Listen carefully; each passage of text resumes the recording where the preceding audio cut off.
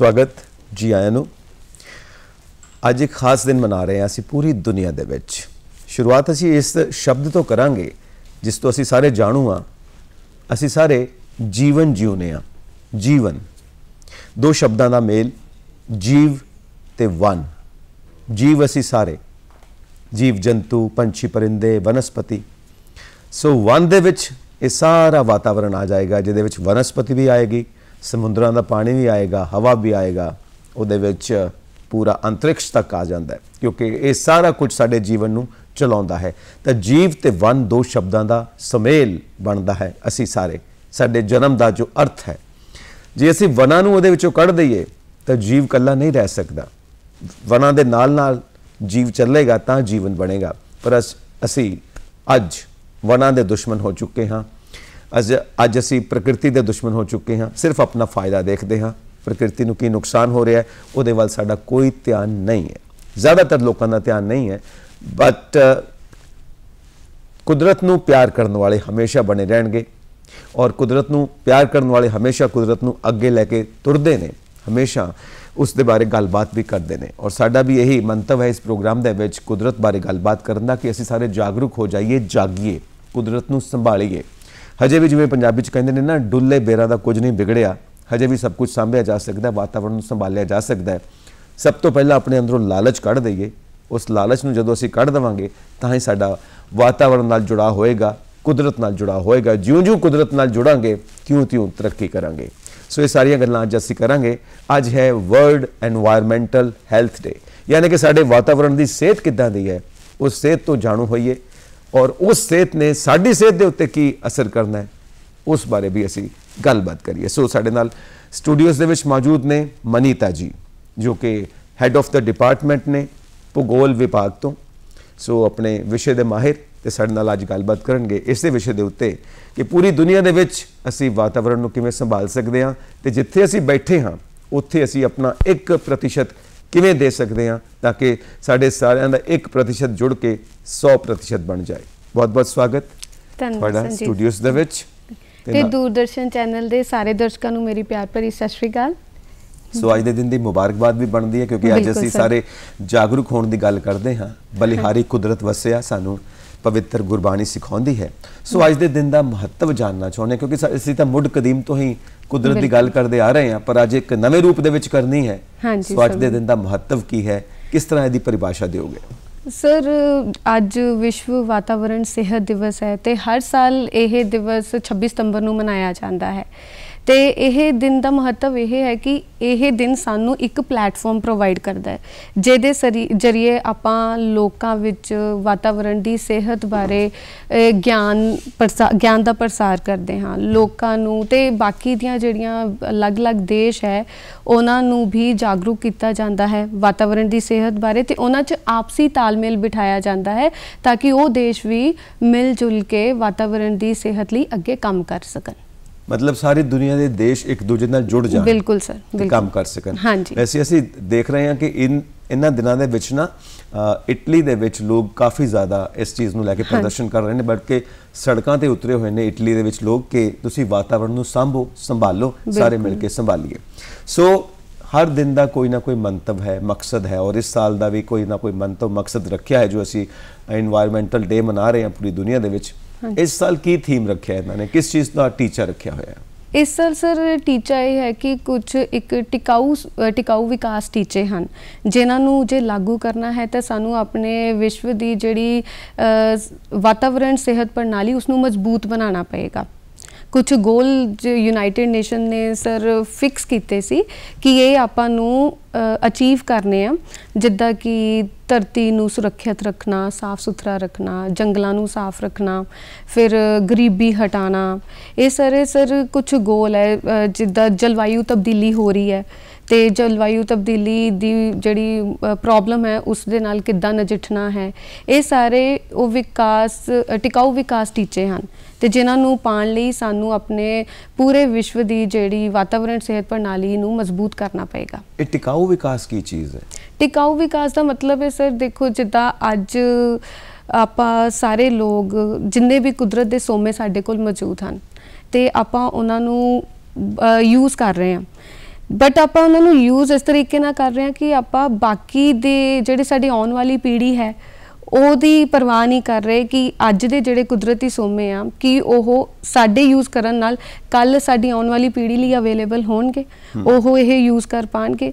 ਤੇ ਜਦੋਂ ਆਪਾਂ ਟਿਕਾਊ ਵਿਕਾਸ ਦੀ ਗੱਲ ਕਰਦੇ ਹਾਂ ਤੇ ਟਿਕਾਊ ਵਿਕਾਸ ਸਾਨੂੰ ਇਹ ਚੀਜ਼ ਸਾਰਿਆਂ ਨੂੰ ਨਾਲ ਲੈ ਕੇ ਚੱਲਣਾ ਪੈਂਦਾ ਹੈ ਕਿ ਜੋ ਅਸੀਂ ਅੱਜ ਜਿਹੜੀ ਚੀਜ਼ ਦਾ ਆਨੰਦ ਮਾਣ ਰਹੇ ਹਾਂ ਕੱਲ ਨੂੰ ਸਾਡੀਆਂ ਆਉਣ ਵਾਲੀਆਂ ਪੀੜ੍ਹੀਆਂ ਵੀ ਉਹ ਚੀਜ਼ਾਂ ਦੇਖਣ, ਉਹ ਚੀਜ਼ਾਂ ਦਾ ਆਨੰਦ ਮਾਣਨ, ਉਹਨਾਂ ਲਈ ਵੀ ਅਸੀਂ ਕੁਝ ਚੀਜ਼ਾਂ ਬਚਾ ਕੇ ਰੱਖੀਏ ਇੱਕ ਚੰਗੇ ਜੀਵਨ ਦੇ ਲਈ। ਅੱਜ ਅਸੀਂ ਆਪਣੀ ਲਾਈਫ ਬਾਰੇ ਹੀ ਸੋਚ ਰਹੇ ਹਾਂ ਕਿ ਇੱਕ ਆਲੀਸ਼ਾਨ ਜੀਵਨ ਜਿਉਣਾ ਹੈ ਤੇ ਇਸ ਵਜ੍ਹਾ ਦੇ ਨਾਲ ਲੋਕ ਕੀ ਕਰਦੇ ਹਨ ਕਿ ਜਿੰਨੇ ਵੀ ਕੁਦਰਤੀ ਸੋਮੇ ਹਨ ਉਹਨਾਂ ਨੂੰ ਬਿਨਾਂ ਸੋਚੇ ਸਮਝੇ ਵਰਤੋਂ ਵਿੱਚ ਲਿਆਈ ਜਾ ਰਹੇ ਹਨ, ਲੇਕਿਨ ਕੱਲ੍ਹ ਦੀ ਪਰਵਾਹ ਨਹੀਂ ਕਰ ਰਹੇ। ਕੱਲ੍ਹ ਦੀ ਪਰਵਾਹ ਕਰਨਾ ਬਹੁਤ ਜ਼ਰੂਰੀ ਹੈ, ਇਸ ਲਈ ਟਿਕਾਊ ਵਿਕਾਸ ਜ਼ਰੂਰੀ ਹੈ ਕਿ ਇਸ ਤਰੀਕੇ ਨਾਲ ਵਿਕਾਸ ਕੀਤਾ ਜਾਵੇ ਕਿ ਜਿਹੜੇ ਸਾਰਾ ਇਹਦੇ ਨੈਗੇਟਿਵ ਅਸਰ ਜੋ ਹੈ ਸਾਡੀਆਂ ਆਉਣ ਵਾਲੀਆਂ ਪੀੜ੍ਹੀਆਂ ਤੱਕ ਨਾ ਜਾਵੇ, ਉਹਨਾਂ ਲਈ ਕੁਛ ਨਾ ਕੁਛ ਅਸੀਂ ਬਚਾ ਕੇ ਜ਼ਰੂਰ ਜਾਈਏ। ਬਿਲਕੁਲ ਸਹੀ ਗੱਲ ਹੈ, ਕਿਉਂਕਿ ਮਾਹਿਰ ਇਹ ਮੰਨਦੇ ਨੇ ਕਿ ਆਉਣ ਵਾਲਾ ਸਮਾਂ ਭਵਿੱਖ ਉਹਨਾਂ ਦਾ ਜਿਨ੍ਹਾਂ ਨੇ ਆਪਣੇ ਕੁਦਰਤੀ ਸੋਮਿਆਂ ਨੂੰ ਬਚਾ ਕੇ ਰੱਖਿਆ ਹੈ। ਔਰ ਅਮਰੀਕਾ ਉਹਦੀ ਸਭ ਤੋਂ ਵੱਡੀ ਉਦਾਹਰਨ ਹੈ ਸਾਡੇ ਸਾਹਮਣੇ। ਉਹ ਆਪਣੇ ਕੁਦਰਤੀ ਸੋਮਿਆਂ ਨੂੰ ਬੜਾ ਤਰੀਕੇ ਨਾਲ ਸਲੀਕੇ ਨਾਲ ਇਸਤੇਮਾਲ ਕਰਦੇ ਨੇ। ਸੋ ਆਬਾਦੀ ਵੱਧਦੀ ਪਈ ਹੈ, ਨਾ ਸਿਰਫ ਇਨਸਾਨਾਂ ਦੀ ਬਲਕਿ ਜੀਵ ਜੰਤੂਆਂ ਦੀ ਵੀ, ਪਸ਼ੂ ਪਰਿੰਦਿਆਂ ਦੀ, ਸਭ ਆਬਾਦੀ ਵੱਧਦੀ ਪਈ ਹੈ ਔਰ ਸਾਰਾ ਬੋਝ ਸਾਡੀ ਧਰਤੀ ਦੇ ਉੱਤੇ, ਵਾਤਾਵਰਣ ਦੇ ਉੱਤੇ ਪੈ ਰਿਹਾ। ਸੋ ਇਹ ਵੱਧਦੀ ਹੋਈ ਆਬਾਦੀ ਤੇ ਕੁਦਰਤ ਨੂੰ ਸਾਂਭ ਕੇ ਰੱਖਣਾ, ਸਾਡੀਆਂ ਜ਼ਰੂਰਤਾਂ ਪੂਰੀਆਂ ਹੋਣ, ਇਹ ਸਭ ਕਿੱਦਾਂ ਅਸੀਂ ਸੰਤੁਲਨ ਰੱਖ ਸਕਦੇ ਹਾਂ? ਤੁਹਾਨੂੰ ਨਹੀਂ ਲੱਗਦਾ ਕਿ ਵੱਧਦੀ ਹੋਈ ਆਬਾਦੀ ਖਾ ਜਾਂਦੀ ਪਈ ਹੈ ਸਾਰੀ ਕੁਦਰਤ ਨੂੰ? ਇਹਦੇ ਵਿੱਚ ਤਾਂ ਸਰ ਕੋਈ ਸ਼ੱਕ ਨਹੀਂ ਹੈ ਕਿ ਜਿਹੜੀ ਵੱਧਦੀ ਹੋਈ ਆਬਾਦੀ ਹੈ ਉਹੀ ਜਿਹੜਾ ਸਾਡੇ ਵਾਤਾਵਰਣ ਦਾ ਨੁਕਸਾਨ ਕਰ ਰਹੀ ਹੈ, ਕਿਉਂਕਿ ਜਿੱਦਾਂ ਜਿੱਦਾਂ ਦੁਨੀਆ ਵਿੱਚ ਲੋਕਾਂ ਦੀ ਗਿਣਤੀ ਵਧੇਗੀ, ਪਹਿਲੇ ਤਾਂ ਸਰ ਆਪਾਂ ਲੋਕਾਂ ਦੀ ਹੀ ਗੱਲ ਕਰਦੇ ਹਾਂ, ਜੀਵ ਜੰਤੂਆਂ ਦੀ ਗੱਲ ਬਾਅਦ ਵਿੱਚ ਆਉਂਦੀ ਹੈ, ਕਿਉਂਕਿ ਆਪਾਂ ਮੰਨਦੇ ਹਾਂ ਕਿ ਇਨਸਾਨ ਜਿਹੜੀ ਹੈ ਇੱਕ ਸੁਪਰੀਮ ਕ੍ਰੀਏਸ਼ਨ ਹੈ ਨਾ, ਤੇ ਉਹਦੇ ਕੋਲ ਦਿਮਾਗ ਹੈ, ਇਸ ਕਰਕੇ ਉਹ ਆਪਣੇ ਦਿਮਾਗ ਨਾਲ ਉਹ ਸਭ ਕੁਝ ਕਰ ਸਕਦਾ ਹੈ। ਜੀਵ ਜੰਤੂ ਇਹਨਾਂ ਚੀਜ਼ਾਂ ਬਾਰੇ ਨਹੀਂ ਸੋਚ ਸਕਦੇ।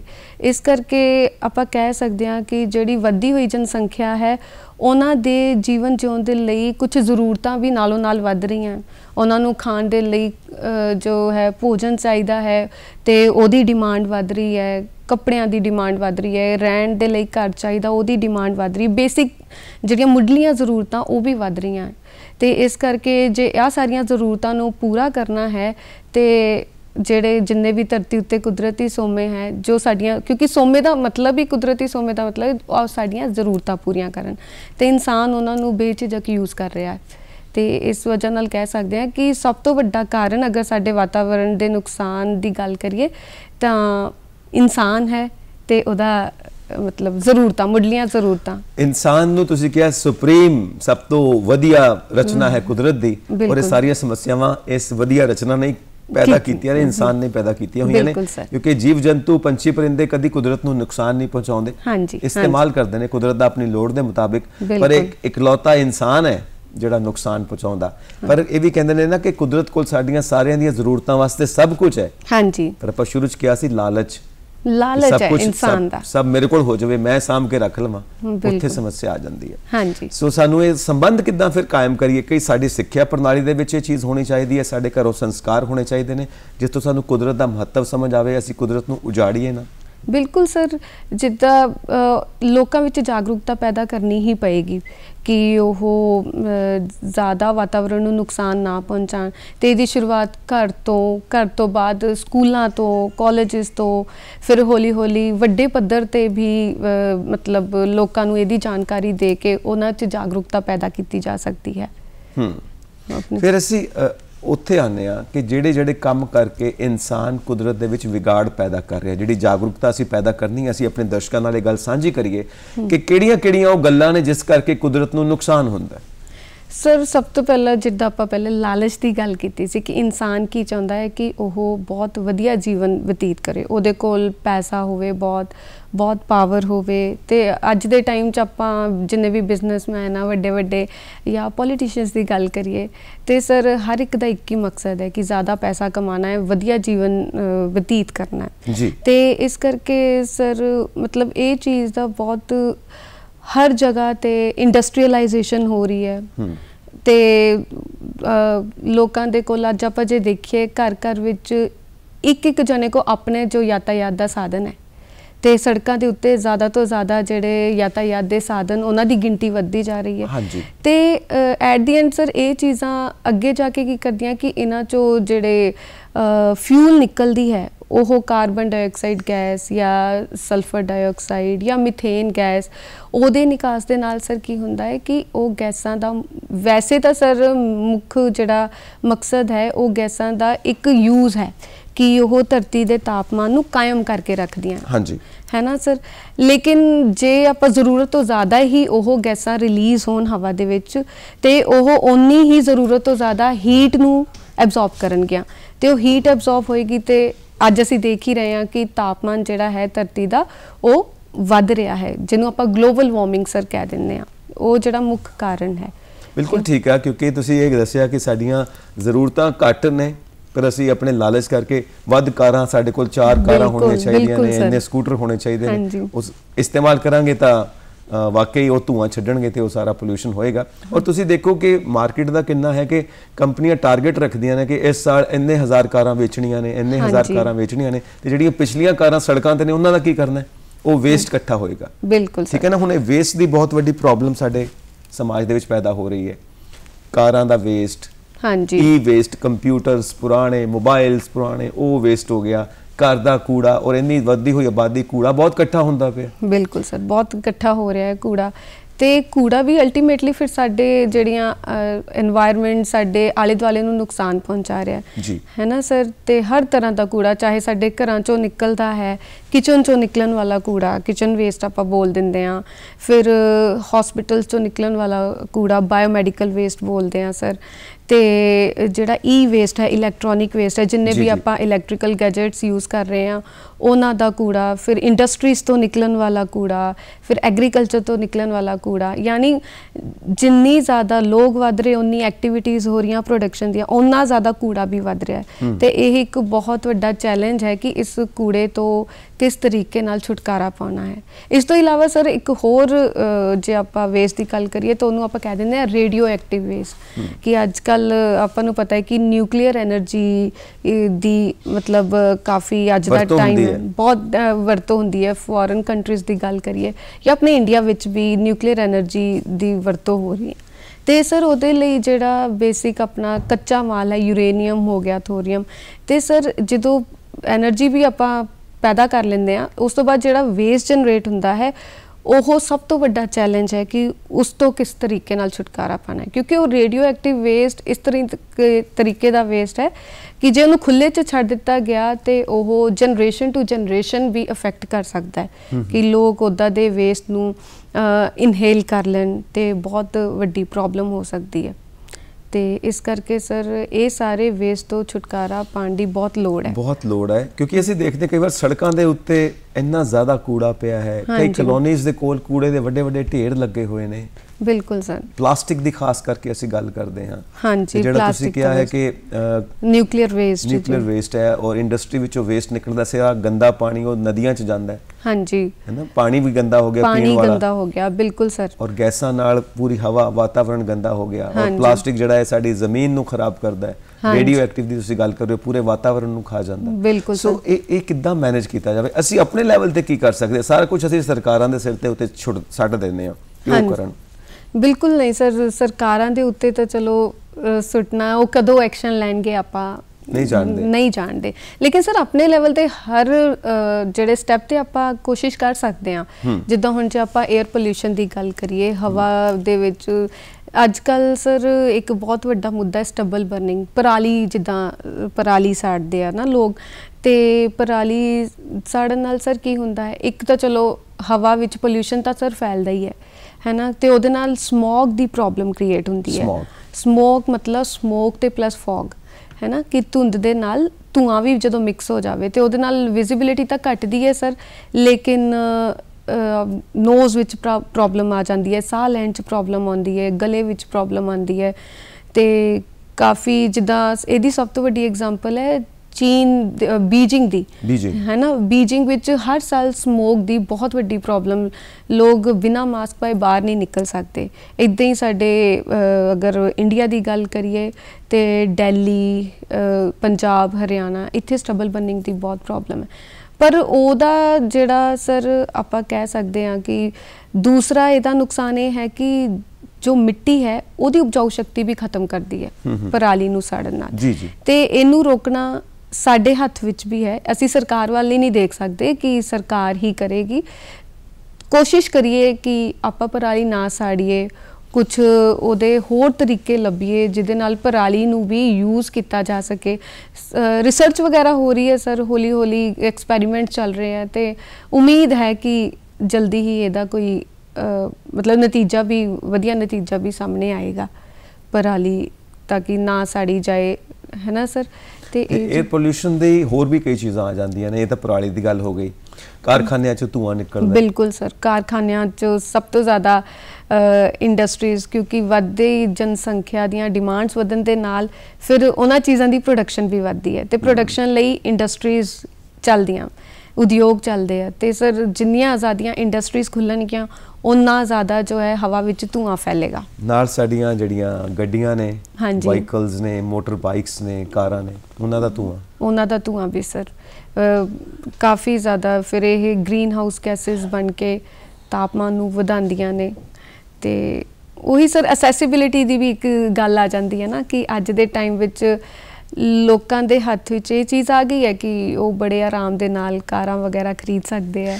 ਗੱਲ ਇਹ ਹੈ ਨਾ ਕਿ ਸਾਰੀਆਂ ਏਸੀ ਹੋ ਗਏ, ਰੈਫ੍ਰਿਜਰੇਸ਼ਨ ਹੋ ਗਈ, ਸਾਰੀਆਂ ਗੈਸਾਂ, ਹਾਂਜੀ, ਮਤਲਬ ਇੱਕ ਹੈ ਕਿ ਅਸੀਂ ਆਪਣੀ ਲਾਈਫ ਨੂੰ ਬੜੀ ਸੁਵਿਧਾਜਨਕ ਬਣਾਉਣ ਵਾਸਤੇ ਕੁਦਰਤ ਦੀ ਪਰਵਾਹ ਨਹੀਂ ਕਰ ਰਹੇ। ਸਾਨੂੰ ਆਪਣੀ ਜ਼ਿੰਦਗੀ ਐਸ਼ੋ ਆਰਾਮ ਦੀ ਚਾਹੀਦੀ ਹੈ। ਬਿਲਕੁਲ ਸਰ, ਠੀਕ ਹੈ। ਔਰ ਲਾਲਚ ਦੀ ਤੁਸੀਂ ਵਿੱਚ ਗੱਲ ਕੀਤੀ ਹੋਈ ਹੈ। ਇੱਕ ਸਿੱਧੀ ਸਾਦੀ ਗੱਲ ਹੈ ਕਿ ਜਿਸ ਦੇਸ਼ ਦੇ ਵਿੱਚ, ਜਿਸ ਸਮਾਜ ਦੇ ਵਿੱਚ ਵੱਡੇ ਵੱਡੇ ਮਹਿਲ ਹੋਣਗੇ ਉੱਥੇ ਝੌਂਪੜੀਆਂ ਜ਼ਰੂਰ ਹੋਣਗੀਆਂ, ਉੱਥੇ ਗਰੀਬੀ ਜ਼ਰੂਰ ਹੋਏਗੀ। ਖੈਰ, ਆਪਾਂ ਇੱਕ ਗੀਤ ਵੱਲ ਵੱਧਦੇ ਹਾਂ, ਉਸ ਤੋਂ ਬਾਅਦ ਆਪਾਂ ਆਪਣੀ ਗੱਲਬਾਤ ਜਾਰੀ ਰੱਖਾਂਗੇ। ਇੱਕ ਗੀਤ ਦਾ ਆਨੰਦ ਲੈਂਦੇ ਹਾਂ ਜੀ।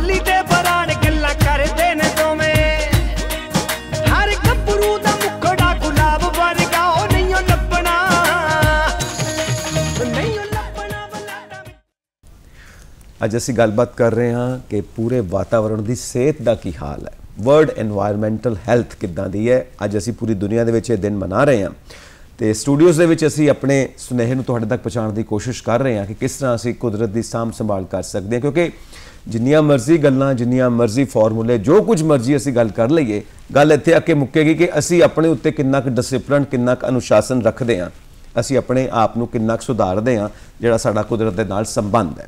ਸੋ ਇਸ ਵਿਸ਼ੇ ਦੇ ਉੱਤੇ ਗੱਲਬਾਤ ਕਰ ਰਹੇ ਹਾਂ। ਸਾਡੇ ਨਾਲ ਨੇ ਮਨੀਤਾ ਜੀ, ਜੋ ਸਾਡੇ ਸਟੂਡੀਓਸ ਦੇ ਵਿੱਚ ਮੌਜੂਦ ਨੇ, ਹੈਡ ਆਫ ਦਾ ਡਿਪਾਰਟਮੈਂਟ ਨੇ ਭੂਗੋਲ ਵਿਭਾਗ ਤੋਂ। ਸੋ ਇਹਨਾਂ ਦਾ ਇਹ ਵਿਸ਼ਾ ਹੈ, ਇਹ ਮਾਹਿਰ ਨੇ ਇਸ ਵਿਸ਼ੇ ਦੇ।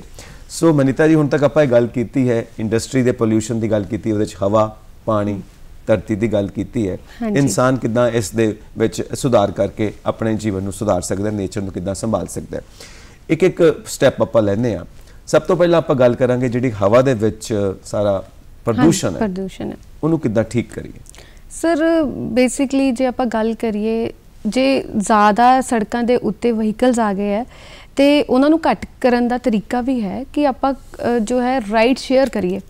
ਉਹਨੂੰ ਕਾਰ ਪੂਲਿੰਗ ਕਿਹਾ ਜਾਂਦਾ ਹੈ ਕਿ ਜਿੱਥੇ ਇੱਕ ਡੈਸਟੀਨੇਸ਼ਨ ਇੱਕ ਹੈ, ਹਰ ਇੱਕ ਨੇ, ਜੇ ਕੁਝ ਲੋਕਾਂ ਨੇ ਇੱਕ ਹੀ ਜਗ੍ਹਾ ਜਾਣਾ ਹੈ ਤੇ ਉਹ ਆਪਸ ਵਿੱਚ ਜਾਂ ਇੱਕ ਹੀ ਕਾਰ ਤੇ ਜਾਣ, ਬਜਾਏ ਕਿ ਆਪਣੀ ਆਪਣੀ ਕਾਰ ਲੈ ਕੇ ਜਾਣ, ਹੈ ਨਾ ਸਰ। ਤੇ ਇਹਦੇ ਨਾਲ ਕੀ ਹੋਏਗਾ ਕਿ ਜਿੰਨੇ ਘੱਟ ਵਹੀਕਲ ਚੱਲਣਗੇ ਰੋਡ ਦੇ ਉੱਤੇ, ਉਹਨਾਂ ਘੱਟ ਗੈਸਿਸ ਰਿਲੀਜ਼ ਹੋਣਗੀਆਂ, ਉਹਨਾਂ ਘੱਟ ਜਿਹੜਾ carbon dioxide gas, sulphur dioxide, ਇਹ ਸਾਰਾ ਘੱਟ ਰਿਲੀਜ਼ ਹੋਏਗਾ। ਬਿਲਕੁਲ, ਸਾਨੂੰ ਮਤਲਬ ਇੱਕ ਸਾਦੀ ਸੋਚ ਦੇ ਨਾਲ ਸਾਦਾ ਜੀਵਨ। ਹਾਂਜੀ, ਪਬਲਿਕ ਟਰਾਂਸਪੋਰਟ ਸਰ ਯੂਜ਼ ਕਰਨਾ ਚਾਹੀਦਾ ਹੈ। मतलब चलो आजकल तो सर एक स्टेटस सिंबल है कि हर कोई अपनी स्टाइल, मेरा स्टाइल खराब हो गया बिल्कुल, कि अपनी कार च जाना है या अपना व्हीकल होना चाहिए, थोड़ी टौर बन जाती है सर। लेकिन गल ये है कि सानू कुदरत, अपने वातावरण का ख्याल रखना पेगा ते पब्लिक ट्रांसपोर्ट दा ज़्यादा तो ज़्यादा वरतों करनी चाहिए है। बस यूज़ करो, ऑटो रिक्शा यूज़ करो, रिक्शा यूज़ करो, लेकिन घट्टो घट्ट मतलब जे आप कॉन्ट्रीब्यूशन की गल करिए कि आप कॉन्ट्रीब्यूट करना है वातावरण की सेहत नू बना के रखना है, तो एक इन्ना क स्टेप जरूरी है सर। मतलब दिखावे वाल ना जाके सादे जीवन वाल आइए। सो वेस्ट की आप गल कर रहे थे, क्योंकि हर बंदा वेस्ट हर 6 महीने बाद मोबाइल चेंज कर देना, ठीक है ना। कपड़े हर हफ्ते फैशन बदलता पे और मैं वो कपड़े बिल्कुल ढेर लगा पे, पता ही नहीं किहड़ी कमीज़ की कदों वारी आनी है। इन्नियां कमीज़ां, इन्ने सूट इकट्ठे किए हुए हैं, ये भी वेस्ट है एक तरह का। सो वेस्ट के कई रूप ने, ये वेस्ट के वास्ते सोच तो सही होनी चाहिए, फिर भी कुछ एक स्टैप्स की लेने चाहिए सर। जिद्दां आपां वेस्ट की गल करिए, हुण कुछ वेस्ट इदां दा एग्रीकल्चर वेस्ट है या अपने घरां चों निकलण वाला कूड़ा है तो सर इन्हां दा यूज़ किया जा सकता है। इन्हां तो बायोगैस, बायोमास प्लांट्स भी कुछ विलेजेस विच लगे हुए हैं सर, है ना, कि इन्हां ऑक्सीजन की कमी विच कुछ एक प्रोसैस हुंदा इन्हां प्लांट्स दे विच वेस्ट नूं एक गैस मैनेजमेंट करन दा सर, कि प्रॉपर इहदी डिस्पोजल की जाए वेस्ट की, इसनूं सैग्रीगेट अलग अलग किया जाए, वेस्ट नूं, प्लास्टिक नूं अलग किया जाए, किचन वेस्ट जिहड़ा वो अलग किया जाए, क्योंकि जिहड़ा किचन वेस्ट है सर वो तो बायोगैस, बायोमास बनाई जा सकती है। प्लास्टिक वेस्ट हो गया या पॉलीथीन वगैरह हो गया, बायोमैडिकल वेस्ट हो गया, हर वेस्ट नूं अलग अलग तरीके दे नाल जिहड़ा हैगा मतलब आपां कह सकदे कि नजिठना चाहिए है हर मतलब उस वेस्ट तो कुछ ना कुछ पैदा हो सकता है, बिल्कुल रीयूज किया जा सकता है सर, उन्होंने रीयूज हो सकता है। अच्छा, ਜਿਹੜੇ ਥਾਂ-ਥਾਂ ਦੇ ਉੱਤੇ ਵੱਡੇ-ਵੱਡੇ ਕੂੜੇ ਦੇ ਢੇਰ ਲੱਗੇ ਹੋਏ ਨੇ, ਹਾਂਜੀ, ਕਈ ਕਲੋਨੀਆਂ ਦੇ ਨੇੜੇ ਨੇ, ਹਾਂਜੀ, ਹੈ ਨਾ, ਉੱਥੇ ਉਹ ਗੰਦੀਆਂ ਗੈਸਾਂ ਨਿਕਲਦੀਆਂ ਨੇ, ਉਹ ਸਿਹਤ ਦੇ ਉੱਤੇ ਅਸਰ ਪਾਉਂਦੀ, ਕਿਉਂਕਿ ਉਹ ਹਵਾ 'ਚ ਜਾਣਗੀਆਂ, ਅਸੀਂ ਸਾਹ ਲੈਣੇ ਪਏ। ਬਿਲਕੁਲ ਸਰ, ਉਹਦੇ ਨਾਲ ਪਹਾੜ ਬਣੇ ਹੋਏ ਨੇ, ਉਹ ਜਿਹੜੇ ਵਰਿਆਣਾ ਦੇ ਕੋਲ ਬਿਲਕੁਲ ਸਰ ਵੇਸਟ ਡੰਪ ਹੈ, ਉੱਥੇ ਪੂਰਾ ਡੰਪ ਹੈ, ਬਿਲकुल ਸਰ। ਤੇ ਉਹ ਵੀ ਸਰ ਦੇਖੋ, ਇੱਕ ਤਾਂ ਉਹ ਉਸ ਏਰੀਆ ਦੀ ਬਿਊਟੀ ਨੂੰ ਤਾਂ ਖਤਮ ਕਰ ਹੀ ਰਿਹਾ ਹੈ, ਕਿਉਂਕਿ ਇੱਕ ਵਧੀਆ ਵਾਤਾਵਰਣ, ਇੱਕ ਸਿਹਤਮੰਦ ਵਾਤਾਵਰਣ ਉਹ ਹੀ ਹੈ ਜਿੱਥੇ ਆਪਾਂ ਨੂੰ ਸਾਹ ਲੈਣ ਦੇ ਲਈ ਜਿਹੜੀ ਬਿਲਕੁਲ ਸਾਫ਼ ਸੁਥਰੀ ਹਵਾ ਮਿਲੇ। ਨਹੀਂ, ਦੈਟਸ ਓਕੇ, ਉਹ ਤਾਂ ਬਿਲਕੁਲ ਠੀਕ ਤੁਸੀਂ ਕਹਿ ਰਹੇ ਹੋ। ਉਹਦਾ ਕਰੀਏ ਕੀ? ਉਹਦਾ ਸਰ ਉਹੀ ਮੈਂ ਕਹਿ ਸਕਦੀ ਹਾਂ ਕਿ ਉਹਨੂੰ ਸੈਗਰੀਗੇਟ ਕਰਵਾਉਣਾ ਬਹੁਤ ਜ਼ਰੂਰੀ ਹੈ। ਹਰ ਤਰ੍ਹਾਂ ਦੇ ਲੋਕ ਉੱਥੇ ਕੂੜਾ ਸਿੱਟ ਰਹੇ ਨੇ, ਹੈ ਨਾ, ਤੇ ਸਰਕਾਰ ਵੀ ਉਹਨੂੰ ਟਾਈਮਲੀ ਉਸ ਤੋਂ ਉਹ ਵੇਸਟ ਨੂੰ ਉਠਵਾਏ ਤੇ ਉਹ ਵੇਸਟ ਨੂੰ ਟਰੀਟ ਕੀਤਾ ਜਾਏ। ਸਰ ਇਹਦੀ ਐਗਜ਼ਾਮਪਲ ਮੈਂ ਜੇ ਤੁਹਾਨੂੰ ਦੇਵਾਂ ਕਿ ਜਿਹੜਾ ਸਵੀਡਨ ਹੈ, ਇੱਕ ਸਕੈਂਡੀਨੇਵੀਅਨ ਕੰਟਰੀ ਹੈ। ਸਵੀਡਨ ਵੇਸਟ ਨੂੰ ਰੀਸਾਈਕਲ ਕਰਦਾ ਹੈ। ਇਹ ਉਹ ਕੰਟਰੀ ਹੈ ਜਿਹੜੀ ਬਾਕੀ ਕੰਟਰੀਜ਼ ਤੋਂ ਕੂੜੇ ਨੂੰ ਇੰਪੋਰਟ ਕਰਦੀ ਹੈ, ਤੇ ਉਹ ਕੂੜਾ ਇੰਪੋਰਟ ਕਰਕੇ, ਤੇ ਕਿਉਂਕਿ ਉਹ ਵੇਸਟ ਨੂੰ ਇੰਨਾ ਜ਼ਿਆਦਾ ਯੂਜ਼ ਕਰ ਰਹੀ ਹੈ ਐਨਰਜੀ ਜਨਰੇਟ ਕਰਨ ਦੇ ਲਈ, ਤੇ ਉਸ ਐਨਰਜੀ ਦੇ ਨਾਲ ਘਰਾਂ ਵਿੱਚ ਹੀਟ ਜਿਹੜੀ ਹੈ ਉਹ ਸਪਲਾਈ ਕੀਤੀ ਜਾ ਰਹੀ ਹੈ, ਕਿਉਂਕਿ ਠੰਡਾ ਦੇਸ਼ ਹੈ ਜਿਹੜਾ ਸਵੀਡਨ ਹੈ। ਤੇ ਰੋਜ਼ ਉੱਥੇ 300 ਟਰੱਕ ਜਿਹੜੇ ਜੋ ਵੇਸਟ ਟ੍ਰੀਟਮੈਂਟ ਪਲਾਂਟ ਉਹਦੇ ਅੱਗੇ ਆ ਕੇ ਖੜੇ ਹੋ ਜਾਂਦੇ ਆ, ਤੇ ਬਾਕੀ ਇੰਗਲੈਂਡ ਤੋਂ ਵੇਸਟ ਮੰਗਵਾਇਆ ਜਾਂਦਾ ਹੈ। ਤੇ ਯਾਨੀ ਇੰਗਲੈਂਡ ਦੀ ਵੀ ਵੇਸਟ ਦੀ ਪ੍ਰੋਬਲਮ ਖਤਮ ਹੋ ਗਈ, ਤੇ ਸਵੀਡਨ ਦਾ ਆਪਣਾ ਵੀ ਜਿਹੜਾ ਕੰਮ ਹੈ ਵੇਸਟ ਤੋਂ ਲੈਣ ਵਾਲਾ ਉਹ ਵੀ ਪੂਰਾ ਹੋ ਗਿਆ। ਉਹਨਾਂ ਨੂੰ ਚਾਹੀਦਾ ਸਾਡੇ ਦੇਸ਼ ਤੋਂ ਵੀ ਮੰਗਵਾ ਲੈਣ, ਸਾਡੀ ਵੀ ਪ੍ਰੋਬਲਮ ਖਤਮ ਹੋਵੇ। ਬਿਲਕੁਲ ਬਿਲਕੁਲ। ਸੋ ਪਲਾਸਟਿਕ ਦਾ ਅੱਜਕੱਲ ਬਹੁਤ ਚੱਲਦਾ ਪਿਆ, ਪਲਾਸਟਿਕ ਬੈਗਸ, ਔਰ ਇੱਕ ਥਾਂ ਦੇ ਉੱਤੇ ਸਾਊਥ ਇੰਡੀਆ ਵਿੱਚ ਪਲਾਸਟਿਕ ਤੋਂ ਉਹਨਾਂ ਨੇ ਸੜਕ ਵੀ ਬਣਾ ਲਈ ਹੈ, ਔਰ ਸੜਕ ਬਹੁਤ ਕਾਮਯਾਬ ਰਹੀ, ਔਰ ਬਾਰਿਸ਼ ਦੇ ਪਾਣੀ ਤੋਂ ਖਾਸ ਕਰਕੇ ਬਚ ਜਾਂਦੀ ਹੈ, ਟੁੱਟਦੀ ਨਹੀਂ ਹੈ। ਸੋ ਪਲਾਸਟਿਕ ਦਾ ਕੀ ਕੀਤਾ ਜਾਏ? ਸਰ ਪਲਾਸਟਿਕ ਦਾ ਬੇਸਿਕਲੀ ਇਹਨੂੰ ਆਪਾਂ ਨੌਨ ਬਾਇਓਡੀਗ੍ਰੇਡੇਬਲ ਵੇਸਟ ਕਹਿ ਦਿੰਦੇ ਹਾਂ, ਕਿ ਪਲਾਸਟਿਕ ਜੋ ਹੈ ਜਲਦੀ ਇਹ ਇੱਕ ਇੱਦਾਂ ਦਾ ਵੇਸਟ ਹੈ ਜਿਹਨੂੰ ਗਲਣ ਸੜਨ ਲਈ ਵੀ ਕਈ ਸਾਲਾਂ ਲੱਗ ਜਾਂਦੇ ਨੇ, ਤੇ ਉਹ ਮਿੱਟੀ ਨੂੰ ਪ੍ਰਦੂਸ਼ਿਤ ਕਰਦਾ ਹੈ ਨਾ ਸਰ। ਤੇ ਮਤਲਬ ਅੱਜ ਕੱਲ੍ਹ ਸਰ ਰੀਯੂਜ਼ੇਬਲ ਪਲਾਸਟਿਕ ਦਾ ਵੀ ਕਨਸੈਪਟ ਆਇਆ ਹੈ।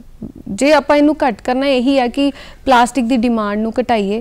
ਪਲਾਸਟਿਕ ਦੀ ਡਿਮਾਂਡ ਨੂੰ ਘਟਾਉਂਗੇ ਤਾਂ ਇਹਦੀ ਪ੍ਰੋਡਕਸ਼ਨ ਘਟੇਗੀ ਤਾਂ ਹੌਲੀ ਹੌਲੀ ਪਲਾਸਟਿਕ ਵੀ ਸਰ ਖਤਮ ਹੋ ਜਾਏਗਾ। ਬਿਲਕੁਲ ਸਹੀ ਗੱਲ ਹੈ। ਦਰਸ਼ਕਾਂ ਨੂੰ ਇਹ ਗੁਜ਼ਾਰਿਸ਼ ਕਰਨਾ ਚਾਹਾਂਗੇ, ਕਿਉਂਕਿ ਇਹ ਵਿਸ਼ਾ ਬਹੁਤ ਵੱਡਾ ਹੈ, ਜੇ ਅਸੀਂ ਇਹਨੂੰ ਛੇੜਨ ਬੈਠੀਏ ਤਾਂ ਕਈ ਮਹੀਨੇ ਲੱਗ ਜਾਣਗੇ, ਵਿਸ਼ਾ ਸਮਾਪਤ ਨਹੀਂ ਹੋਣਾ। ਇਸ ਕਰਕੇ ਦਰਸ਼ਕਾਂ ਨੂੰ ਚਾਹੀਦਾ ਕਿ ਜਾਗਰੂਕ ਹੋਣ ਔਰ ਇਸ ਵਿਸ਼ੇ ਦੇ ਉੱਤੇ ਖੁਦ ਖੋਜ ਕਰਨ, ਔਰ ਗਰੁੱਪ ਬਣਾਉਣ। ਸਾਰੇ ਕਾਲਜ ਦੇ ਸਟੂਡੈਂਟਸ ਨੇ, ਪਿੰਡਾਂ ਵਿੱਚ ਯੰਗ ਜਨਰੇਸ਼ਨ ਨੇ, ਕਲੱਬ ਬਣਾਉਣ, ਮਿਲ ਕੇ ਇਕੋ ਫਰੈਂਡਲੀ ਕਲੱਬ ਬਣਾ ਕੇ ਜਾਗਰੂਕਤਾ ਫੈਲਾਓ, ਔਰ ਮਿਲ ਜੁਲ ਕੇ ਆਪਣੇ ਆਪਣੇ ਪਿੰਡਾਂ ਨੂੰ, ਆਪਣੇ ਆਪਣੇ ਸ਼ਹਿਰਾਂ ਨੂੰ ਬਚਾਓ, ਕਿਉਂਕਿ ਆਉਣ ਵਾਲਾ ਸਮਾਂ ਖਤਰਨਾਕ ਹੋ ਸਕਦਾ ਹੈ। ਜਿਸ ਤਰ੍ਹਾਂ ਅਸੀਂ ਵਾਤਾਵਰਣ ਦਾ ਘਾਣ ਕਰ ਰਹੇ ਹਾਂ, ਵਾਤਾਵਰਣ ਨੂੰ ਨੁਕਸਾਨ ਪਹੁੰਚਾ ਰਹੇ ਹਾਂ, ਜ਼ਰੂਰਤ ਹੈ ਤੁਸੀਂ ਆਪਣੇ ਲੈਵਲ ਦੇ ਉੱਤੇ ਖੋਜ ਕਰੋ ਔਰ ਮਿਲ ਕੇ ਇਸ ਦਿਸ਼ਾ ਦੇ ਵਿੱਚ ਕੰਮ ਕਰੋ, ਜਿਸ ਤਰ੍ਹਾਂ ਸਾਰੇ ਕਰ ਰਹੇ ਨੇ। ਤੁਸੀਂ ਵੀ ਕੋਈ NGO ਬਣਾ ਸਕਦੇ ਹੋ, ਕੋਈ ਗਰੁੱਪ ਬਣਾ ਸਕਦੇ ਹੋ, ਮਿਲ ਜੁਲ ਕੇ ਕੰਮ ਕਰੋ। ਅਸੀਂ ਸਾਡੇ ਸਾਰਿਆਂ ਦੀ ਇਹ ਸਮੱਸਿਆ, ਸਾਰੇ ਮਿਲ ਕੇ ਇਸ ਨੂੰ ਕੰਮ ਕਰੀਏ ਜੀ, ਅੱਗੇ ਵਧਦੇ। ਮਤਲਬ ਇਹ ਟਾਈਮ ਨਹੀਂ ਹੈ ਕਿ ਮੈਨੂੰ ਕੀ, ਤੈਨੂੰ ਕੀ, ਸਾਨੂੰ ਕੀ, ਉਹ ਨਹੀਂ ਹੈ। ਹੁਣ ਸਭ ਸਾਰਿਆਂ ਦਾ ਫਰਜ਼, ਸਾਡੇ ਸਾਰਿਆਂ ਦੀ ਜ਼ਿੰਮੇਵਾਰੀ ਬਣਦੀ ਹੈ। ਗਲੋਬਲ ਵਾਰਮਿੰਗ, ਜਿੱਦਾਂ ਅਸੀਂ ਗ੍ਰੀਨ ਹਾਊਸ ਇਫੈਕਟ ਦੀ ਗੱਲ ਕੀਤੀ ਹੈ ਕਿ ਵਾਤਾਵਰਣ ਧਰਤੀ ਦਾ ਵੱਧਦਾ ਪਿਆ ਹੈ ਇਸ ਸਾਰੀ ਕਿਰਿਆ ਦੇ ਕਰਕੇ ਜੋ ਇਨਸਾਨ ਕਰਦਾ ਹੈ। ਸੋ ਉਹਦਾ ਕੀ ਅਸਰ ਹੋ ਰਿਹਾ? ਸਮੁੰਦਰਾਂ ਦੇ ਲੈਵਲ ਵੱਧਦੇ ਪਏ ਨੇ, ਗਲੇਸ਼ੀਅਰਸ ਪਿਘਲਦੇ ਪਏ ਨੇ। ਹਾਂਜੀ ਸਰ, ਗਲੋਬਲ ਵਾਰਮਿੰਗ ਸਰ ਜਿੱਦਾਂ ਆਪਾਂ ਨਾਮ ਤੋਂ ਹੀ ਸਾਨੂੰ ਪਤਾ ਚੱਲ ਜਾਂਦਾ ਕਿ ਪੂਰੀ ਧਰਤੀ ਗਰਮ ਹੋ ਰਹੀ ਹੈ। ਜੇ ਆਪਾਂ ਗੱਲ ਕਰੀਏ ਕਿ ਧਰਤੀ ਦਾ ਜਿਹੜਾ ਐਵਰੇਜ ਟੈਂਪਰੇਚਰ ਹੈ ਉਹ ਨਾਸਾ ਦੇ ਅਕੋਰਡਿੰਗ 15 ਡਿਗਰੀ ਸੈਂਟੀਗ੍ਰੇਡ ਹੈ, ਲੇਕਿਨ ਸਰ 1 ਵੀ ਡਿਗਰੀ ਜੇ ਤਾਪਮਾਨ ਵਿੱਚ ਵਾਧਾ ਹੁੰਦਾ ਹੈ ਤੇ ਉਹਦੇ ਨਾਲ ਪੂਰੀ ਧਰਤੀ ਤੇ ਇੱਕ ਤਰੀਕੇ ਨਾਲ ਇਹ ਧਰਤੀ ਲਈ ਵਿਨਾਸ਼ਕਾਰੀ ਸਾਬਿਤ ਹੋ ਰਿਹਾ ਹੈ। ਜਿੱਦਾਂ ਆਪਾਂ 2011 ਤੋਂ 2020 ਦੀ ਗੱਲ ਕਰੀਏ ਤੇ 1 ਡਿਗਰੀ ਸੈਂਟੀਗ੍ਰੇਡ ਤਾਪਮਾਨ ਜਿਹੜਾ ਹੈ ਉਹ ਵੱਧ ਚੁੱਕਾ ਹੈ, ਤੇ ਇਹਨੂੰ ਆਪਾਂ ਗਲੋਬਲ ਵਾਰਮਿੰਗ ਕਹਿ ਦਿੰਦੇ ਹਾਂ।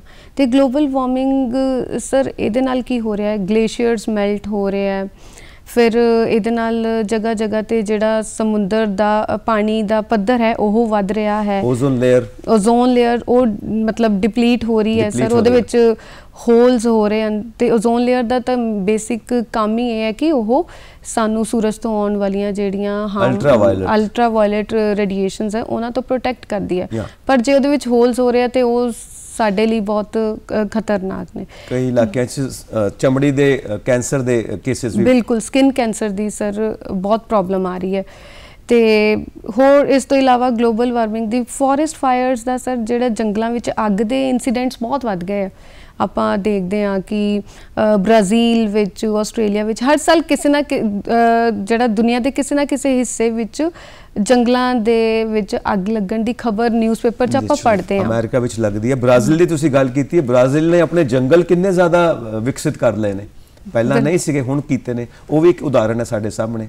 ਔਰ ਕਿਸੇ ਵਕਤ ਸਾਡਾ ਜਿਹੜਾ ਮੁਲਕ ਹੈ ਜੰਗਲਾਂ ਦਾ ਹੀ ਮੁਲਕ ਸੀ, ਜੰਗਲ ਹੀ ਜੰਗਲ ਸੀ, ਸਾਰੇ ਵੇਦਾਂ ਦੀ ਰਚਨਾ ਜੰਗਲਾਂ 'ਚ ਹੀ ਹੋਈ ਹੈ। ਉਹਨਾਂ ਨੂੰ ਜੰਗਲ ਬੁੱਕਸ ਵੀ ਕਿਹਾ ਜਾਂਦਾ ਹੈ। ਸੋ ਜੰਗਲ ਕਿੱਥੇ ਗਏ ਪਤਾ ਹੀ ਨਹੀਂ। ਸੋ ਇਹ ਜਿਹੜਾ ਵਾਟਰ ਲੈਵਲ ਤੁਸੀਂ ਕਿਹਾ ਪਾਣੀ ਦਾ ਪੱਧਰ ਵੱਧਦਾ ਪਿਆ ਸਮੁੰਦਰਾਂ ਦੇ ਵਿੱਚ, ਉਹਨਾਂ ਨਾਲ ਹੀਟ ਵੀ ਵੱਧਦੀ ਪਈ ਹੈ, ਜੋ ਸਮੁੰਦਰ ਦੇ ਅੰਦਰ ਹੀਟ ਮੇਨਟੇਨ ਹੋਣੀ ਚਾਹੀਦੀ ਹੈ।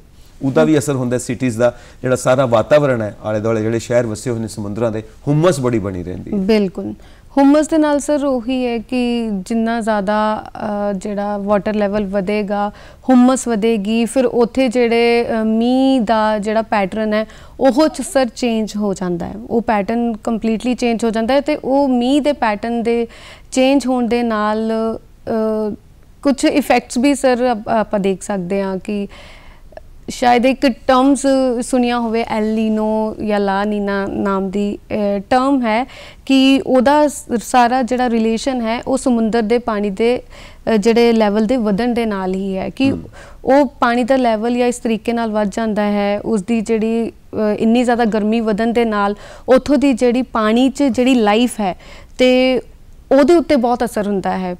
ਪਾਣੀ ਦਾ ਤਾਪਮਾਨ ਜੇ ਵੱਧ ਜਾਵੇ ਅਤੇ ਉਹਨਾਂ ਦਾ ਕੀ ਹੁੰਦਾ ਕਿ ਉੱਥੋਂ ਦੀ ਜਿਹੜੀ ਮੱਛਲੀ ਹੁੰਦੀ ਹੈ ਅਤੇ ਉਹ ਪੋਇਜ਼ਨਸ ਹੋ ਜਾਂਦੀ ਹੈ, ਬੇਸਿਕਲੀ ਜ਼ਹਿਰੀਲੀ ਹੋ ਜਾਂਦੀ ਹੈ ਸਰ। ਅਤੇ ਉਹ ਜ਼ਹਿਰੀਲੀ ਮੱਛਲੀ ਜੇ ਖਾਓਗੇ ਤਾਂ ਉਹਦੇ ਨਾਲ ਮਨੁੱਖੀ ਸਰੀਰ ਨੂੰ ਹੀ ਨੁਕਸਾਨ ਹਨ। ਅਤੇ ਇਸ ਦੇ ਨਾਲ ਨਾਲ ਜਿੰਨੀਆਂ ਵੀ ਉਹ ਕੰਟਰੀਜ਼ ਹੈ ਉਹ ਸਮੁੰਦਰ ਦੇ ਕੰਢੇ 'ਤੇ ਉਹਨਾਂ ਨੂੰ ਵੀ ਜਿਹੜਾ ਆਰਥਿਕ ਪੱਖੋਂ ਨੁਕਸਾਨ ਹੁੰਦਾ ਹੈ। ਆਰਥਿਕ ਜਿਹੜਾ ਕੋਸਟਲ ਵੈਦਰ ਹੈ ਉਹਦੇ ਚੇਂਜ ਆ ਰਹੀ ਹੈ, ਤੁਸੀਂ ਦੇਖੋ ਹੜ੍ਹ ਆ ਰਹੇ ਨੇ, ਸਾਰੇ ਮੌਸਮ ਬਦਲਦੇ ਨੇ। ਸੋ ਇੱਕ ਚੀਜ਼ ਹੋਰ ਹੈ, ਜਿਉਂ-ਜਿਉਂ ਆਬਾਦੀ ਵੱਧ ਰਹੀ ਹੈ, ਕਿਉਂਕਿ ਜ਼ਮੀਨ ਤਾਂ ਉਨੀ ਕੀ ਹੈ, ਅਸੀਂ ਉਹਦਾ ਇਸਤੇਮਾਲ ਕਰਨਾ, ਔਰ ਜਿਸ ਤਰ੍ਹਾਂ ਸਾਡਾ ਲਾਲਚ ਵੱਧਦਾ ਪਿਆ ਨਾ, ਇੱਦਾਂ ਦੀਆਂ 3-4 ਹੋਰ ਜ਼ਮੀਨਾਂ ਵੀ ਹੋ ਜਾਣ ਨਾ, ਇੰਨੀਆਂ ਧਰਤੀਆਂ ਵੀ ਹੋ ਜਾਣ, ਉਹ ਵੀ ਘੱਟ ਪੈਣਗੀਆਂ। ਪਰ ਜੇ ਜ਼ਰੂਰਤ ਪੂਰੀ ਕਰਨੀ ਹੈ ਤਾਂ ਇਹੀ ਸਾਡੇ ਵਾਸਤੇ ਬਹੁਤ ਹੈ, ਜਿਹੜੀ ਧਰਤੀ ਸਾਡੇ ਕੋਲ ਹੈ। ਸ਼ਹਿਰੀ ਵਿਕਾਸ ਵੀ ਹੋਣਾ, ਸ਼ਹਿਰਾਂ ਦਾ ਨਿਰਮਾਣ ਵੀ ਹੋਣਾ, ਇਸ ਕਰਕੇ ਖੇਤੀਬਾੜੀ ਦੇ ਹੇਠ ਜਿਹੜੀ ਜ਼ਮੀਨ ਹੈ ਉਹ ਵੀ ਘਟਦੀ ਜਾ ਰਹੀ ਹੈ, ਕਿਉਂਕਿ ਅਸੀਂ ਉੱਥੇ ਕਲੋਨੀਆਂ ਬਣਾ ਰਹੇ ਹਾਂ, ਅਸੀਂ ਉੱਥੇ ਸ਼ਹਿਰ ਵਸਾ ਰਹੇ ਹਾਂ। ਤੇ ਅੱਗੇ ਜਾ ਕੇ ਜਿਹੜੀ ਖਾਣ ਪੀਣ ਦੀ ਸਮੱਸਿਆ ਹੈ, ਫੂਡ, ਇਹ ਕਿੱਥੋਂ ਮਿਲੇਗਾ? ਇਹਦੀ ਸਿਕਿਉਰਿਟੀ ਔਰ ਅੱਛਾ ਖਾਣਾ, ਇਹ ਵੀ ਚੀਜ਼ ਡਿਪੈਂਡ, ਇਹ ਨਹੀਂ ਕਿ ਸਿਰਫ ਤੁਸੀਂ ਖਾ ਰਹੇ ਹੋ, ਢਿੱਡ ਭਰ ਰਹੇ ਹੋ, ਉਹ ਖਾਣਾ ਕਿੱਦਾਂ ਦਾ ਹੈ, ਉਹਦੀ ਕੁਆਲਿਟੀ ਕੀ ਹੈ, ਉਹ ਤੁਹਾਨੂੰ ਸਾਰੇ ਤੱਤ ਮਿਲਦੇ ਪਏ ਨੇ ਜਿਹੜੇ ਚਾਹੀਦੇ ਨੇ ਤੁਹਾਡੇ ਸਰੀਰ ਨੂੰ, ਇਹ ਵੀ ਹੈ। ਤਾਂ ਇਹ ਖਾਣ ਪੀਣ ਦੀ ਸਮੱਸਿਆ ਜਿਹੜੀ ਖੜੀ ਹੋ ਗਈ ਹੈ, ਇਹਦਾ ਕੀ ਕਰੀਏ ਸਰ? ਇਹ ਖਾਣ ਪੀਣ ਦੀ ਸਮੱਸਿਆ ਦੇ ਨਾਲ ਵੀ ਨਜਿੱਠਣਾ ਬਹੁਤ ਜ਼ਰੂਰੀ ਹੈ ਜੇ ਸਾਨੂੰ ਇੱਕ ਕੁਆਲਿਟੀ ਲਾਈਫ ਚਾਹੀਦੀ ਹੈ। ਅਤੇ ਹੁਣ ਜਿੱਦਾਂ ਅਸੀਂ ਦੇਖਦੇ ਹਾਂ ਕਿ ਜਗ੍ਹਾ ਜਗ੍ਹਾ 'ਤੇ ਉਦਯੋਗੀਕਰਨ ਹੋ ਰਿਹਾ ਹੈ ਅਤੇ ਈਵਨ ਜਿਹੜੀਆਂ ਚੀਜ਼ਾਂ ਆਪਾਂ ਨੂੰ ਖਾਣ ਪੀਣ ਲਈ ਆਰਾਮ ਦੇ ਨਾਲ ਜੰਗਲਾਂ ਤੋਂ ਵੀ ਮਿਲ ਜਾਂਦੀਆਂ ਸੀ, ਜੰਗਲ ਕੱਟ ਰਹੇ ਹਨ ਅਤੇ ਫੂਡ ਦੀ ਕਮੀ ਆ ਰਹੀ ਹੈ ਪੋਪੂਲੇਸ਼ਨ ਦੇ ਵਧਣ ਦੇ ਨਾਲ। ਅਤੇ ਇਹ ਜੇ ਫੂਡ ਦੀ ਕਮੀ ਨੂੰ ਸਰ, ਇਹ ਹੈ ਕਿ ਫੂਡ ਸੇਫਟੀ ਅਤੇ ਸਿਕਿਉਰਿਟੀ ਦਾ ਇੱਕ ਕਨਸੈਪਟ ਹੈ, ਜਿਹੜੀਆਂ ਸਰਕਾਰਾਂ ਅੱਜ ਕੱਲ੍ਹ ਬਹੁਤ ਧਿਆਨ ਦੇ ਰਹੀਆਂ ਇਸ ਚੀਜ਼ ਵੱਲ, ਕਿ ਉਹਨਾਂ ਦੀ ਕੋਸ਼ਿਸ਼ ਹੈ ਮੋਸਟਲੀ ਸਰਕਾਰਾਂ ਦੀ ਕਿ ਲੋਕਾਂ ਨੂੰ ਇੱਕ ਕੁਆਲਿਟੀ ਫੂਡ ਮਿਲੇ, ਇੱਕ ਸੰਤੁਲਿਤ ਭੋਜਨ ਮਿਲੇ ਜਿਹਦੇ ਵਿੱਚ ਪ੍ਰੋਪਰ ਕਾਰਬੋਹਾਈਡਰੇਟਸ ਜਾਂ ਪ੍ਰੋਟੀਨਸ ਹੋ ਕੇ ਸਾਰੇ ਸੰਤੁਲਿਤ ਤੱਤ ਹੋਣ। ਅਤੇ ਪਰ ਇਹ ਇੱਕ ਪ੍ਰੋਬਲਮ ਹੈ ਕਿ ਕੁਛ ਜਗ੍ਹਾ 'ਤੇ ਇਹਨਾਂ ਚੀਜ਼ਾਂ ਨੂੰ ਇੰਨੀ ਪ੍ਰਾਇੋਰਟੀ ਨਹੀਂ ਦਿੱਤੀ ਜਾਂਦੀ। ਕੁਛ ਕੰਟਰੀਜ਼ ਹੈ, ਜਿੱਦਾਂ ਆਪਾਂ ਕਹਿ ਸਕਦੇ ਹਾਂ ਕਿ ਡਿਵੈਲਪਿੰਗ ਕੰਟਰੀਜ਼ ਹੈ ਜਾਂ ਅੰਡਰ ਡਿਵੈਲਪਡ ਕੰਟਰੀਜ਼ ਹੈ ਨਾ, ਅਤੇ ਉਹ ਸਾਰੀਆਂ ਕੰਟਰੀਜ਼ ਵਿੱਚ ਇਹ ਚੀਜ਼ ਨੂੰ ਹਜੇ ਪ੍ਰਾਇੋਰਟੀ ਦੀ ਸਭ ਤੋਂ ਜ਼ਿਆਦਾ ਜ਼ਰੂਰਤ ਹੈ, ਪਰ ਪ੍ਰਾਇੋਰਟੀ ਦੇ ਨਹੀਂ ਰਹੇ ਉਸਨੂੰ ਪਹਿਲਾਂ, ਜਦ ਕਿ ਸਭ ਤੋਂ ਪਹਿਲਾਂ ਜਿਹੜਾ ਖਾਣਾ ਹੀ ਹੈ, ਖਾਣੇ ਤੋਂ ਹੀ ਇਨਸਾਨ ਦਾ ਜਿਹੜਾ ਸਰੀਰ ਬਣਦਾ ਹੈ। ਉਹਦਾ ਕਾਰਨ ਹੀ ਇਹ ਹੈ ਕਿ ਗਰੀਬੀ ਇੰਨੀ ਹੈ, ਲੋਕ ਕਹਿੰਦੇ ਨੇ ਕਿ ਰੋਟੀ ਮਿਲ ਜਾਏ ਖਾਣ ਨੂੰ ਉਹੀ ਬਹੁਤ ਹੈ, ਤੇ ਇਹ ਤੱਤ ਬਾਅਦ ਚ ਦੇਖਾਂਗੇ। ਗੱਲ ਹੀ ਇਦਾਂ ਦੀ ਬਣੀ ਹੋਈ ਹੈ, ਬਸ ਪੇਟ ਭਰ ਜਾਏ ਸਾਡਾ, ਪੇਟ ਭਰ ਜਾਏ। ਸੋ ਆਪਾਂ ਹੁਣ ਕਿਉਂਕਿ ਟਾਈਮ ਬਿਲਕੁਲ ਥੋੜਾ ਹੈ, ਦੋ ਚੀਜ਼ਾਂ ਟੱਚ ਕਰਾਂਗੇ। ਇੱਕ ਤਾਂ ਹੈ ਕਿ ਜਿਹੜੀ એનર્ਜੀ ਹੈ, ਜਿਹੜੇ ਸਾਡੇ ਕੋਲ ਊਰਜਾ ਦੇ ਸਾਧਨ ਨੇ, ਉਹ ਕਿੱਦਾਂ ਨਵੇਂ ਕਰੀਏ ਤਾਂ ਕਿ ਪੈਟਰੋਲ ਡੀਜ਼ਲ ਇਹਦੇ ਉੱਤੇ ਸਾਨੂੰ ਨਾ ਨਿਰਭਰ ਕਰਨਾ ਪਵੇ। ਅੱਜ ਦੇ ਟਾਈਮ ਵਿੱਚ ਊਰਜਾ ਦੇ ਸਾਧਨ ਸਾਨੂੰ ਪੁਰਾਣੇ ਵਾਲੇ ਜੇ ਨਾ ਯੂਜ਼ ਕਰੀਏ ਤਾਂ ਉਹ ਬਿਹਤਰ ਹੈ, ਜਿੱਦਾਂ ਕੋਇਲਾ ਹੋ ਗਿਆ, ਪੈਟਰੋਲੀਅਮ ਹੋ ਗਿਆ, ਨੈਚੁਰਲ ਗੈਸ ਹੋ ਗਿਆ, ਕਿਉਂਕਿ ਇਹਨਾਂ ਨੂੰ ਆਪਾਂ ਜੈਵਿਕ ਇੰਧਨ ਕਹਿ ਦਿੰਦੇ ਹਾਂ। ਇਹਨਾਂ ਦੇ ਜਲਣ ਦੇ ਨਾਲ ਹੀ ਜੋ ਗਲੋਬਲ ਵਾਰਮਿੰਗ ਹੋ ਰਹੀ ਹੈ, ਇਹਦੀ ਜਗ੍ਹਾ ਆਪਾਂ ਜੋ ਹੈ clean source of energy use ਕਰ ਸਕਦੇ ਹਾਂ, ਜਿੱਦਾਂ ਸੂਰਜ ਦੇ ਤਾਪ ਤੋਂ ਬਿਜਲੀ ਪੈਦਾ ਕੀਤੀ ਜਾ ਸਕਦੀ ਹੈ, ਫਿਰ ਹਵਾ ਤੋਂ ਬਿਜਲੀ ਪੈਦਾ ਕੀਤੀ ਜਾ ਸਕਦੀ ਹੈ, ਫਿਰ ਜਿਹੜਾ ਸਮੁੰਦਰ ਦੇ ਪਾਣੀ ਤੋਂ ਬਿਜਲੀ ਪੈਦਾ ਕੀਤੀ ਜਾ ਸਕਦੀ ਹੈ। ਇਲੈਕਟ੍ਰੀਕਲ ਵਾਹੀਕਲਸ ਆ ਗਏ ਨੇ, ਬਿਲਕੁਲ ਇਲੈਕਟ੍ਰੀਕਲ ਵਾਹੀਕਲਸ ਆ ਗਏ ਹੈ, ਉਹਦਾ ਯੂਜ਼ ਵਧਾਇਆ ਜਾ ਸਕਦਾ ਹੈ। ਮਤਲਬ ਸੋਲਿਊਸ਼ਨ ਸਰ ਬਹੁਤ ਹੈ, ਬਸ ਉਹਨਾਂ ਦੇ ਹੋਰ ਹੈ। ਅਕਸਰ ਅਸੀਂ ਕਹਿੰਦੇ ਹਾਂ ਕਿ ਪਾਣੀ ਦੀ ਬਚਤ ਕਰੋ, ਪਾਣੀ ਦਾ ਇਸਤੇਮਾਲ ਕਰੋ। ਇਹਦੇ 'ਚ ਇੱਕ ਆਪਾਂ 3 R ਲੈਂਦੇ ਹਾਂ ਕਿ ਤੁਸੀਂ ਰਿਡਿਊਸ ਕਰੋ, ਰੀਯੂਜ਼ ਕਰੋ, ਰੀਸਾਈਕਲ ਕਰੋ। ਸੋ ਇਹ ਸਭ ਕਿੱਦਾਂ? ਜਿੱਦਾਂ ਪਾਣੀ ਦੀ ਕਮੀ ਦੀ ਗੱਲ ਕਰੀਏ, ਮੋਸਟਲੀ ਹੁਣ ਪਾਣੀ ਖਤਮ ਹੋ ਰਿਹਾ ਹੌਲੀ ਹੌਲੀ, ਕਿਉਂਕਿ ਲੋਕ ਬਿਨਾਂ ਸੋਚੇ ਸਮਝੇ ਉਹਨਾਂ ਨੂੰ ਪਾਣੀ ਦੀ ਪਰਵਾਹ ਨਹੀਂ ਹੈ। ਅੱਜ ਕੱਲ੍ਹ ਆਪਾਂ ਦੇਖਦੇ ਹਾਂ ਅਗਰ ਟੂਟੀ ਖੁੱਲੀ ਹੈ ਤਾਂ ਖੁੱਲੀ ਰਹੇਗੀ, ਕੋਈ ਉਹਨੂੰ ਬੰਦ ਨਹੀਂ ਕਰਨ ਜਾਂਦਾ ਨਾ। ਤੇ ਬਹੁਤ ਲੋਕਾਂ 'ਚ ਇਸ ਪ੍ਰਤੀ ਘੱਟ ਜਾਗਰੂਕਤਾ ਹੈ ਸਪੈਸ਼ਲੀ। ਤੇ ਰੇਨ ਵਾਟਰ ਹਾਰਵੈਸਟਿੰਗ ਇੱਕ ਅਜਿਹਾ ਕਨਸੈਪਟ ਹੈ ਜਿਹਨੂੰ ਆਪਾਂ ਅਪਣਾ ਸਕਦੇ ਹਾਂ ਤੇ ਆਪਣਾ ਯੋਗਦਾਨ ਪਾ ਸਕਦੇ ਹਾਂ।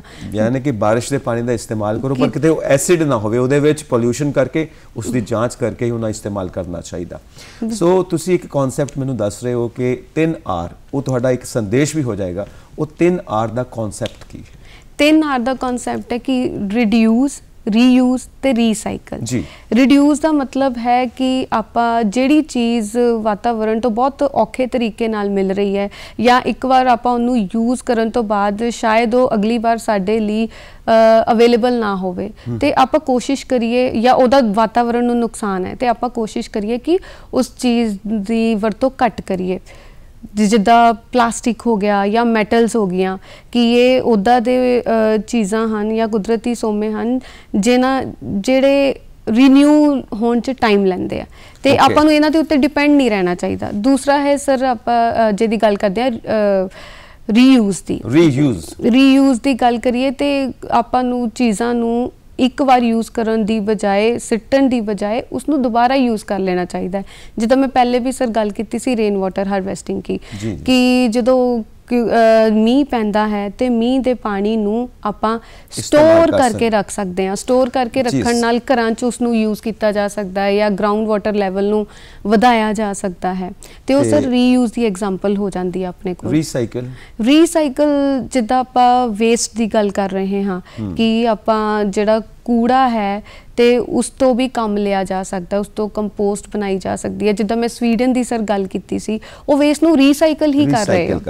ਮਤਲਬ ਤੁਸੀਂ ਹਰ ਚੀਜ਼ ਨੂੰ ਦੁਬਾਰਾ ਇਸਤੇਮਾਲ ਕਰਨ ਵਾਸਤੇ ਤਿਆਰ ਕਰ ਸਕਦੇ ਹੋ। ਕੁਝ ਵੀ ਚੀਜ਼ ਕੂੜਾ ਨਹੀਂ ਹੁੰਦੀ, ਸਾਨੂੰ ਉਸ ਚੀਜ਼ ਨੂੰ ਇਸਤੇਮਾਲ ਕਰਨ ਦਾ ਤਰੀਕਾ ਆਉਣਾ ਚਾਹੀਦਾ ਹੈ। ਸੋ ਜਿੱਦਾਂ ਅਸੀਂ ਪਹਿਲਾਂ ਹੀ ਅਰਜ਼ ਕੀਤਾ ਸੀ, ਬਹੁਤ ਵੱਡਾ, ਬਹੁਤ ਵਿਸ਼ਾਲ ਵਿਸ਼ਾ ਹੈ। ਤੁਸੀਂ ਸਾਰੇ ਇਹਦੇ ਉੱਤੇ ਖੋਜ ਕਰੋ ਤੇ ਮਿਲ ਜੁਲ ਕੇ ਕੰਮ ਕਰੀਏ, ਤਾਂ ਹੀ ਅਸੀਂ ਇਸ ਸਮੱਸਿਆ ਨੂੰ ਨਜਿੱਠ ਸਕਦੇ ਹਾਂ, ਇਹਦੇ ਉੱਤੇ ਅਸੀਂ ਹੱਲ ਇਹਦਾ ਲੱਭ ਸਕਦੇ ਹਾਂ ਤੇ ਕਾਬੂ ਪਾ ਸਕਦੇ ਹਾਂ। ਤੁਹਾਡਾ ਬਹੁਤ ਬਹੁਤ ਸ਼ੁਕਰੀਆ ਮਨੀਤਾ ਜੀ ਕਿ ਤੁਸੀਂ ਦਰਸ਼ਕਾਂ ਨੂੰ ਜਾਗਰੂਕ ਕੀਤਾ, ਤੇ ਅੱਜ ਵਰਲਡ ਐਨਵਾਇਰਨਮੈਂਟਲ ਹੈਲਥ ਡੇ ਦੇ ਉੱਤੇ ਤੁਹਾਨੂੰ ਸਾਰਿਆਂ ਨੂੰ ਸ਼ੁਭ ਇੱਛਾਵਾਂ ਵੀ ਨੇ ਤੇ ਨਾਲ ਜਾਗਰੂਕ ਕਰਨ ਵਾਸਤੇ ਇੱਕ ਬੇਨਤੀ ਵੀ ਹੈ। ਬਹੁਤ ਬਹੁਤ ਸ਼ੁਕਰੀਆ।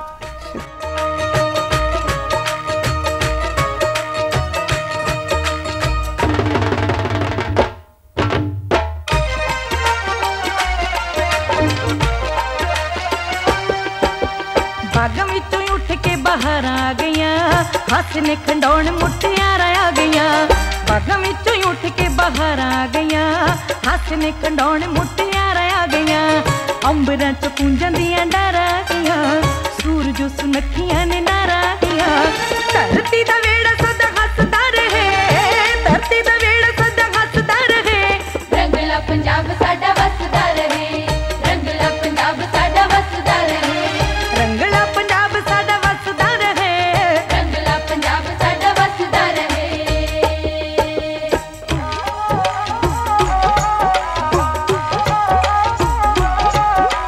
ਛੈਲ ਤੇ ਛਬੀਲ ਮੁੱਛ ਫੁੱਟ ਗੱਭਰੂ, ਖਿੜੀਆਂ ਕਪਾਹ ਦੇ ਨ ਫੁੱਟ ਗੱਭਰੂ।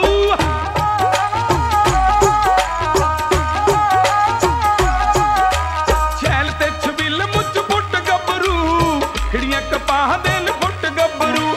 ਹਾਸਿਆਂ ਦੀ ਪੌਂਦ ਜਿਹੜੇ ਲੁੱਟ ਗੱਭਰੂ, ਇੱਟ ਨਾਲ ਲੈਂਦੇ ਕੁੱਗੀ ਕੁੱਟ ਗੱਭਰੂ। ਮਹਿਕਦੇ ਜੋ ਮਹਿਕਦੇ ਜੋ ਮਹਿਕਦੇ ਜੋ ਫੁੱਲ ਬਾਗ 'ਚ ਗੁਲਾਬ ਦੇ। ਪੱਤ ਦੇ ਸ਼ਕੀਨ ਮੁੰਡੇ ਨੇ ਪੰਜਾਬ ਦੇ, ਪੱਤ ਦੇ ਸ਼ਕੀਨ ਮੁੰਡੇ ਨੇ ਪੰਜਾਬ ਦੇ, ਪੱਤ ਦੇ ਸ਼ਕੀਨ ਮੁੰਡੇ ਨੇ ਪੰਜਾਬ ਦੇ।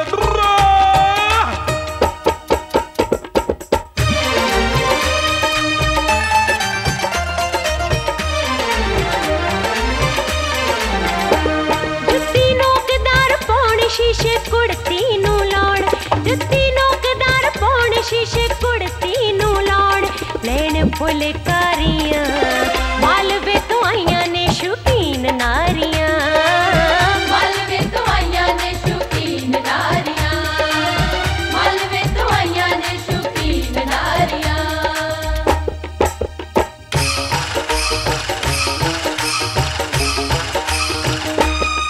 ਲੱਗ जो फिर रौनका लगिया जो फिर रौनका आया माजा ते बुआ दुआबा मुंडिया तो मैं तगड़ा।